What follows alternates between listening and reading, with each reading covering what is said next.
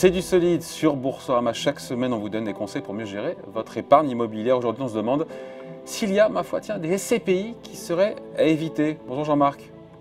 Bonjour David. Bon, l'idée, c'est pas de taper évidemment sur les petits copains, mais de dire quand même que toutes les SCPI ne se valent pas. Vous êtes d'accord? J'ai une opinion un peu plus nuancée. Je pense qu'il n'y a aucune SCPI à éviter. Tout est une question de stratégie. Ouais. Les SCPI ont des stratégies qui sont différentes. Il faut que l'épargnant envisage et analyse les stratégies des différentes SCPI et fasse son choix en fonction de sa propre stratégie, en partant d'un principe qui est assez connu, je pense, de tout le monde, c'est de ne pas mettre tous ses œufs dans le même panier. Ça veut dire quoi, il y a des SCPI avec des stratégies différentes? Parce que pour moi, il y a il y a de l'immobilier de bureau, des commerces, etc. Mais elles se ressemblent un petit peu toutes. Il y a vraiment des vraies différences de stratégie? Oui, il y a des différences de stratégie. On a vu arriver sur le marché des nouvelles SCPI jeunes qui sont des SCPI thématiques. Donc qui investissent dans la santé, qui investissent dans le résidentiel, qui investissent dans le tourisme et le loisir, avec des propositions de rendement qui diffèrent sensiblement, avec, pour simplifier peut-être, des SCPI historiques très fortement diversifiés qui ont des rendements autour de 5% et des SCPI plus thématiques, plus jeunes, plus petites, qui ont des rendements un peu plus élevés. Et on sait bien que les épargnants regardent évidemment le rendement, c'est souvent l'alpha et l'oméga. Il faut nuancer, hein? Non? Alors, vous savez, David, j'apprendrai pas à un vieux routier comme vous que plus il y a de rendement, plus il peut y avoir, de risques. Le fait de se positionner sur un thème, quelque part, accroît la dimension du risque dans la mesure où on voit bien qu'en matière d'immobilier, il vaut mieux diversifier ses investissements pour mutualiser les risques.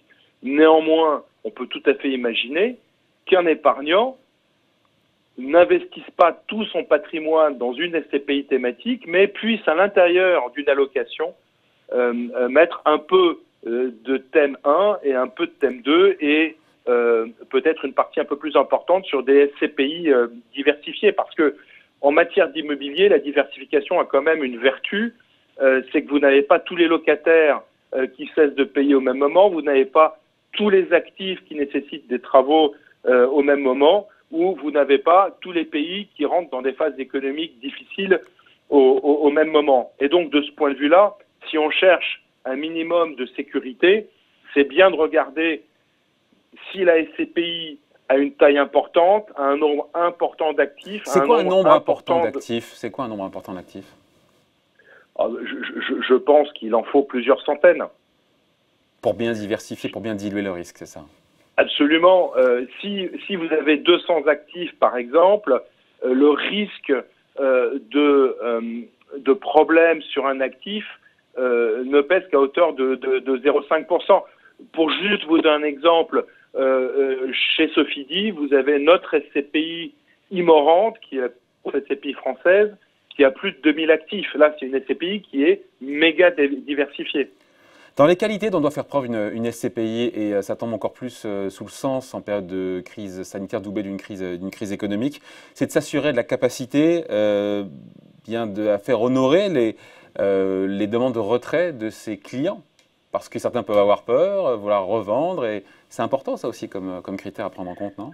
Oui, effectivement, plus une SCPI est grosse, plus sa liquidité est forte. C'est quelque chose qu'on voit bien de façon statistique et mathématique. Moi, j'invite aussi les épargnants, si ce sujet, et ils ont raison, est important pour eux, de regarder sur l'historique de la SCPI que la SCPI a été en mesure d'honorer régulièrement et sans exception chaque occurrence de retrait.